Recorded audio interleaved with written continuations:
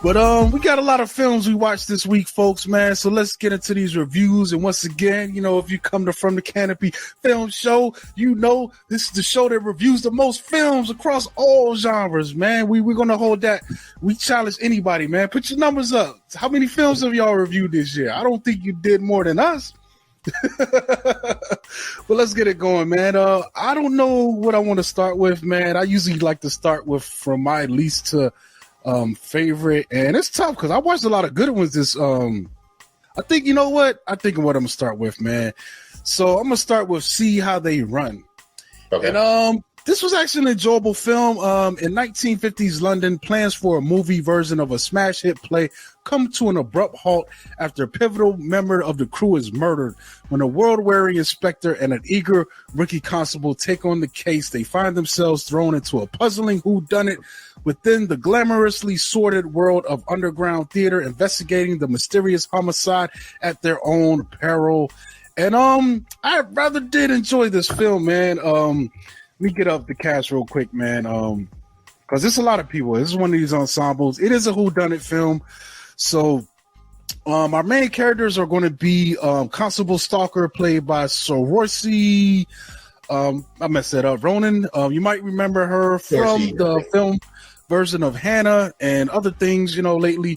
We also get Sam Rockwell, who plays Inspector Stopper. So these are the main characters that are investigating this case. We also get Harris Dickinson, Adrian Brody, Ruth Wilson, Charlie Cooper, Sion Clifford, Reese Shearsmith, Pearl Shonda, Jacob Fortune Lloyd, Shirley Henderson, David Oyelowo, Paul Shahidi, Pipa Bennett Warner, and there's a few other people in here, man. And this is actually a pretty cool film, man. I did enjoy it. Like, it is a whodunit, but it's kind of funny. It's definitely leaning into the comedy aspect of it. And the funny thing about it too is they are actually making fun of the whodunit genre as you're watching this film play out. I had a rather good time with it, man. I did enjoy how they investigated the case, especially the chemistry with Sam Rockwell and Sorors.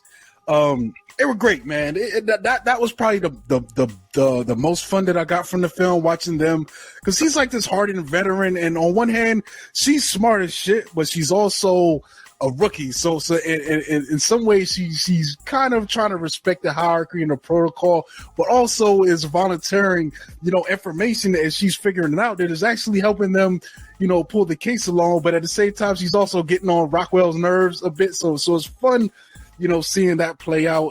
I did predict the killer right away, and maybe the film was designed to be that way, because it didn't spoil anything. Once I figured out the killer, it is still fun watching them track things down. And then there's a little bit of Rashomon where characters get interviewed and they're giving their own takes on how they saw events play out. I really enjoyed David Oyelowo's character. What was the guy's name? He was great. Mervyn, he was one of the people in the play, but I thought his scene was funny, his interrogation scene. And then later scenes, like there's a scene where they're watching the play and like it's like a flashback, but he's like, it's like, man, I can't sit through this. Like, because the funny part was like they show him button heads with Adrian Brody's character, and I guess that's a flashback, but it's great seeing them really button heads because Brody's coming up with all these crazy ideas, and Oyelowo's trying to do his art. You know what I'm saying? And it's just funny watching them clash and how that plays out, man. I wish all the characters were as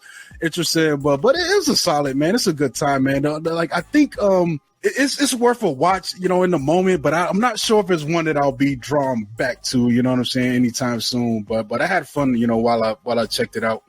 Okay. Yeah, I hadn't been able to make it to the theater yet, but movies like this and Clue and the Peril films, like Death on the Nile and Murder of the Orient Express and Knives Out. Mm-hmm. Those type films I kind of overall just love because, it's you can go back around and rewatch them and just see little things that, kind of happen, little clues and stuff that you might have missed, on rewatches and stuff. It's also a film called Gosford Park. It's kind of like a whodunit. You don't really know who the murderer actually is, at some point in the film. Overall, I might have spoiled that, but it's a real interesting film.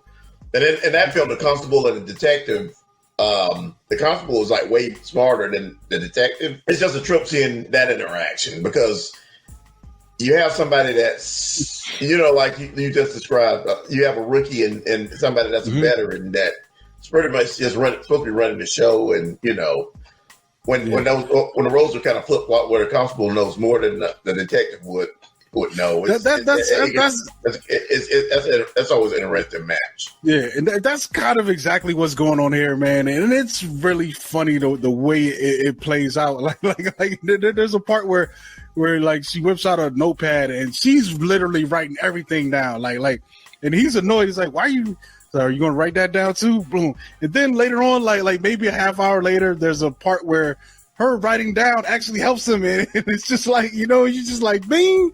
Yeah, that's why I've been writing shit down. Like, so it is fun to watch it play out. You know what I'm saying? It's just like, at least for me, man, certain films like this, like, I don't know. I think, that's why I would mention, like, I wish some of the other suspects were as interesting, because I don't think the rewatch of this one will be as strong as it can be in some other films that are doing similar things, man. Like Knives Out is, almost every character in that film is just unforgettable, man. You know what I'm saying? Everybody in that film has motive. Mm-hmm.